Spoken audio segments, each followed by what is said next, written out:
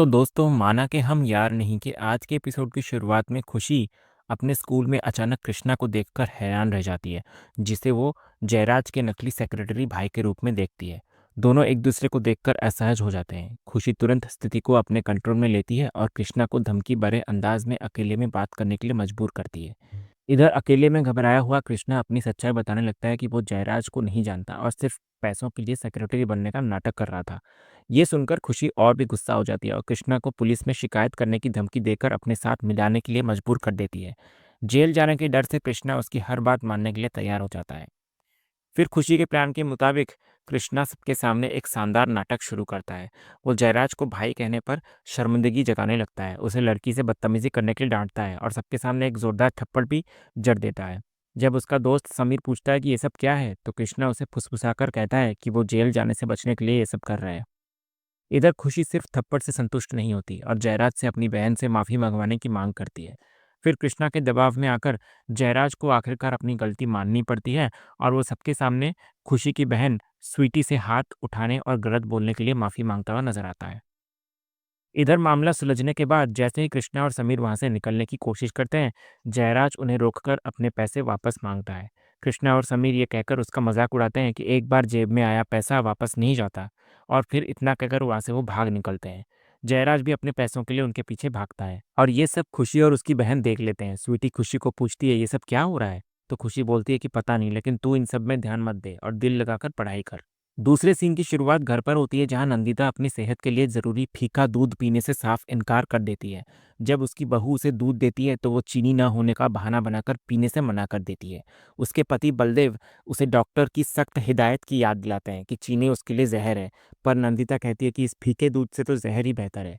फिर नंदिता की जिद से तंग आकर बलदेव पूरे परिवार को इकट्ठा करते हैं। वो एक अनोखी घोषणा करते हैं कि जो कोई भी नंदिता को ये फीका दूध पिलाने में कामयाब होगा, उसे 50,000 रुपये का इनाम मिलेगा। इस पर नंदिता और भी अड़ जाती है और कहती है कि 50 लाख का ऑफर भी उसे ये दूध पीने पर मजबूर नहीं कर सकता। इधर इनाम की घोषणा के बाद परिवार का हर मेंबर अपनी किस्मत आजमाने लगता है। नंदिता की बेटी और बेटा भावनात्मक अपील करते हैं, लेकिन वो बड़ी चालाकी से उनकी बात को टाल देती है। जब सभी अपनी कोशिश में नाकाम हो जाते हैं तो नंदिता वहां से जाने लगती है। लेकिन तभी दलजीत की एंट्री होती है और वो बड़े ही आत्मविश्वास के साथ सबको अपनी आंखें बंद करने को कहता है। जैसे ही सब आंखें बंद करते हैं तो वो चुपके से दूध के गिलास में दो छोटी गोलियां मिला देता है, जिससे माहौल में एक सस्पेंस बन जाता है। उसके बाद दलजीत नंदिता को सिर्फ एक घूंट दूध पीने के लिए मनाता है, तो दूध पीते ही नंदिता को वो मीठा और स्वादिष्ट लगता है, तो वो पूरा ग्लास पी जाती है। फिर परिवार वाले तुरंत दलजीत पर चीनी मिलाने का आरोप लगाते हैं कि उसने आंख बंद करने के समय चीनी मिला लिया होगा, लेकिन दलजीत अपनी चाल का खुलासा करता है। उसने चीनी नहीं बल्कि चीनी का सब्स्टिट्यूट टैबलेट्स मिलाया था। उसकी समझदारी से खुश होकर बलदेव उसे इनाम के तौर पर 50,000 रुपये देते हुए नजर आते हैं। उसके बाद बलदेव इधर कहता है कि कुछ भी कहो, पर मेरा जमाई है बड़ा समझदार। तभी दलजीत थोड़ा दूर आकर बोलने लगता है कि नहीं बलदेव मेहरा, मुझे तेरे 50,000 नहीं बल्कि तेरी 20,000 करोड़ की प्रॉपर्टी चाहिए। दूसरे सीन में खुशी घर पहुंचकर परेशान हो जाती है जब उसे सुनीला मैडम की कीमती साड़ी अलमारी में नहीं मिलती। तभी उसके पिता आकर उसे कहते हैं कि उसकी मां ममता मना करने के बावजूद वही 1 लाख की साड़ी पहनकर मंदिर चली गई। तो खुशी का डर और बढ़ जाता है, क्योंकि सुनीला मैडम ने उसे फ़ोन करके बताया था कि वो वही साड़ी पहनकर दुर्गा मंदिर आने वाली है, और खुशी ने सोचा था कि मामला सुलझ गया है।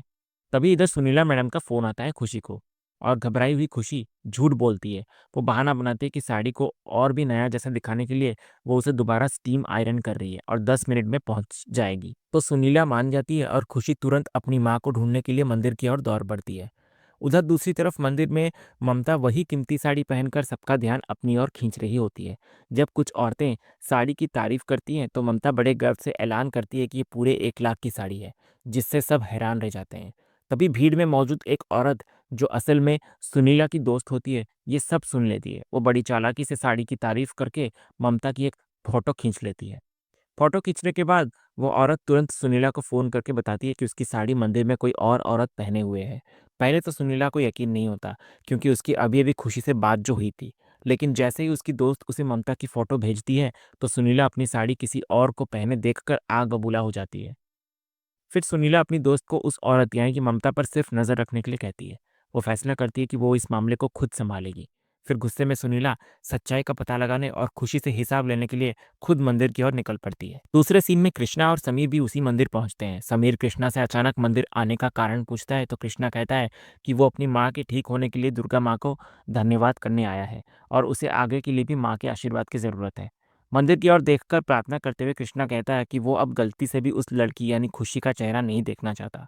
तभी इतने में खुशी भागते हुए आती है और कृष्णा से टकरा जाती है। खुशी को सामने देखकर कृष्णा हैरान होता हुआ नजर आता है और समीर से कहता है कि माथा टेकने के बाद वो उसे किसी बढ़िया आई स्पेशलिस्ट के पास ले चले क्योंकि उसे सामने खड़ी लड़की में खुशी नजर आ रही है। तो समीर पुष्टि करता है कि वो सच में खुशी ही है। इधर खुशी गुस्से में कृष्णा को बाद में देखने की धमकी देती है और जल्दी से मंदिर के अंदर भाग जाती है।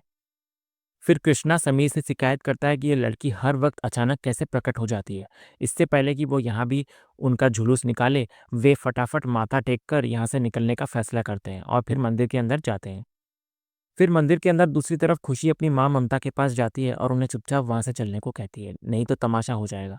पूछने पर खुशी बताती है कि उसे अभी ममता द्वारा पहनी गई साड़ी चाहिए क्योंकि सुनीला मैडम ने वो साड़ी लेने के लिए हाँ कर दी है और उसे ये साड़ी जल्दी इस्त्री करके उन्हें देनी भी है।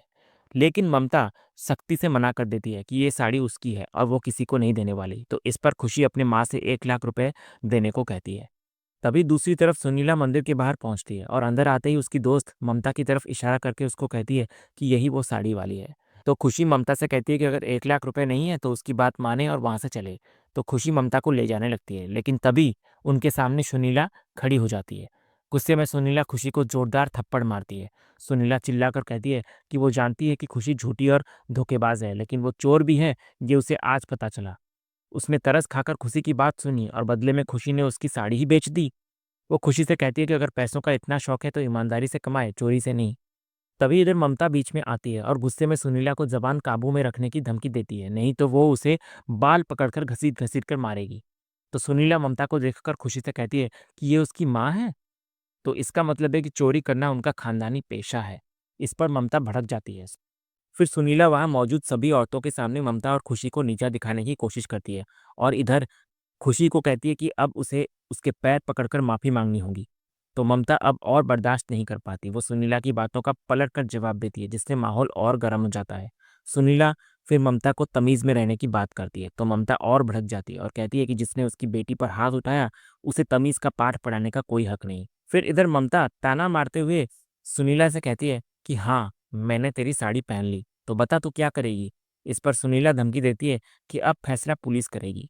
इतना कहकर वो फोन उठाकर कॉल करने लगती है लेकिन इधर गुस्से में ममता उसका हाथ रोकती है और झगड़ा इतना बढ़ जाता है कि ममता सुनीला का गला पकड़ लेती है। इधर फोन नीचे गिर जाता है। उसके बाद सुनीला की दोस्त किसी तरह सुनीला को ममता से छुड़ाती है और बदले में ममता का गला पकड़ लेती है।